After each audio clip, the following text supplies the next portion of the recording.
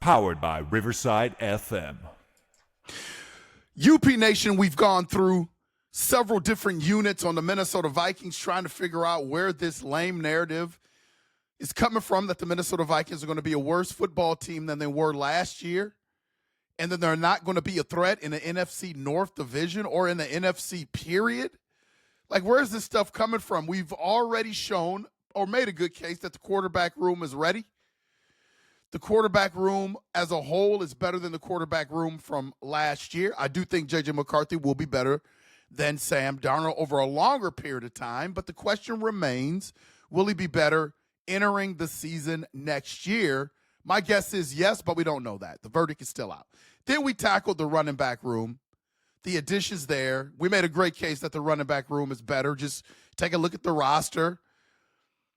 Then we looked at the wide receiving room, and I think the wide receiving room was already really, really good in terms of the Minnesota Vikings, but now you start to add a couple of more pieces, Rondale Moore, Ty Felton. Wide receiver room is better. I think that's really safe to assume. And then I don't think there was any question that we improved our offensive line. I mean, it was really the weak spot of our team for a couple of years. Minnesota Vikings trying to do some patchwork there. They finally took the offseason to address the offensive line, so I think we are better there. So now we move on to the tight end room. And we've made some changes in the tight end room.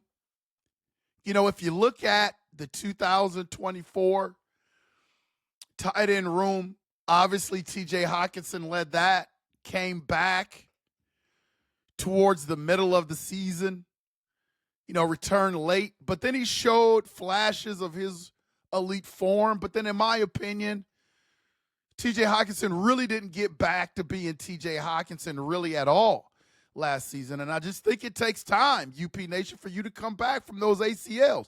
When you have major knee surgery, like, they clear you to be able to play. But I don't think you are really you until the next year after you come back from your significant knee surgery. I mean, I've been around sports my whole life, and usually that's the way it goes, unless you're a guy like Adrian Peterson that's a freak in terms of healing. But you just don't see that across the board a lot. When you tear your ACL, man, it just takes a while. And so I do think TJ Hockenson coming in this year will be a lot healthier looking in terms of the crispness of his routes, being able to get downfield a little bit quicker, having a stronger base to be able to run block. I do think he'll be even better. Then we take a look at Josh Oliver, and man, I like Josh Oliver. I think he's an underrated pass catcher. I think he filled in well when TJ Hockenson was out. He showed his ability to be able to catch the ball. When you look at Josh Oliver, he's always been that guy that's been touted for being one of the best run blocking tight ends in the league. And I thought he showed a little bit of versatility last year. When we needed him in the passing game, there were moments where he stepped up in the passing game. You remember those moments. I mean, he had some really, really good moments. And then you look at a guy like Johnny Munt, who was tight end 3, who is gone now. He's now in Jacksonville. So what does the tight end room look like in 2025? I mean, that's pretty much the tight end room from last year, 2024. We can start at TJ Hockenson because he's the best tight end on the team. And I think TJ Hockenson, again, is going to be better. He's fully healthy. I think he's going to be a focal point of the offense because I do think he's going to be that insurance policy for JJ McCarthy. I think he's going to open up the middle of the field once he gets back to form for our offense. Something that was here or there last year, kind of mediocre last year, but I think he's going to do a really good job of opening that up. He's going to be that insurance policy for JJ McCarthy. Then you got Josh Oliver. He remains a really, really high-end blocker for the Minnesota Vikings. I think he's going to see increased red zone looks because he showed that ability to be able to catch the ball. And so I think when the focal point in the red zone may be on TJ Hockenson, you may see a lot of Josh Oliver down in that red zone because he does have that ability to be a big target and catch the ball. And then our draft pick, who I think was kind of an understated draft pick, Gavin Bartholomew, 6th-round pick from Pittsburgh. He has depth and he has the potential to be a pretty good tight end 3. I think ultimately he's going to end up being a tight end 2 on this team because I think they're going to have to address the issue whether or not they want to keep TJ Hockenson for another couple of years or do they want to jettison Josh Oliver. But I think for the start of the 2025 season, I think he is going to be a really, really good tight end 3.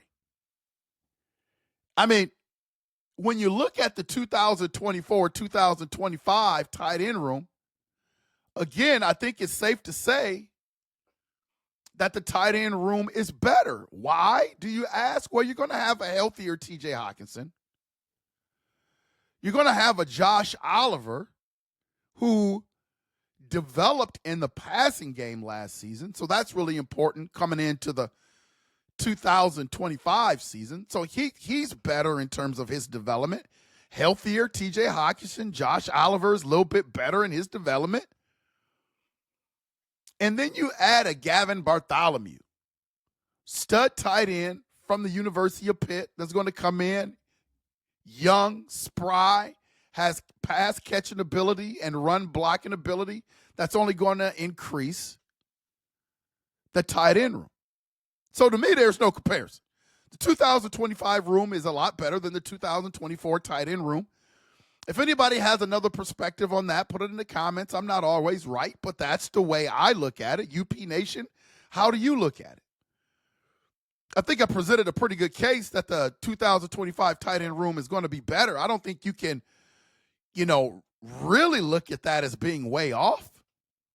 Like, I think they're going to be better. I think the thing is, do you think that TJ Hockenson last year is going to be the TJ Hockenson that you're going to get in 2025? I don't.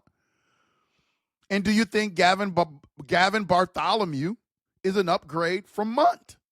I think that's where the evaluation lies. And I think he is an upgrade from Munt. Better skill, better ability, rookie contract, young.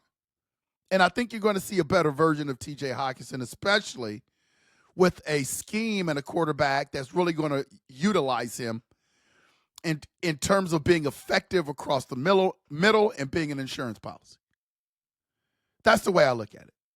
So my verdict is 2025 tight end room is better. What do you think, UP Nation? Put them in the comments. Please hit that like and subscribe button. It only takes a minute. We're building a case.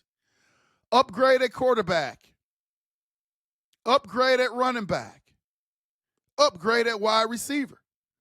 Upgrade on the offensive line. And now we're talking about the tight end room. That room is upgraded as well. Where are people getting these takes that the Minnesota Vikings are going to be a bad football team? We're going to figure this out, man. We're going to continue to walk through this. I want to hear people from the other side of the coin that thinks, hey, these are not upgrades. Like, I haven't heard that argument yet. In my opinion, there are, so I don't see where people are going that the Minnesota Vikings are going to be awful. This has been Unconventional Playbook. Please hit that like and subscribe button. It takes a second to hit it. And as always, UP Nation, we will see you when we see you. Skol.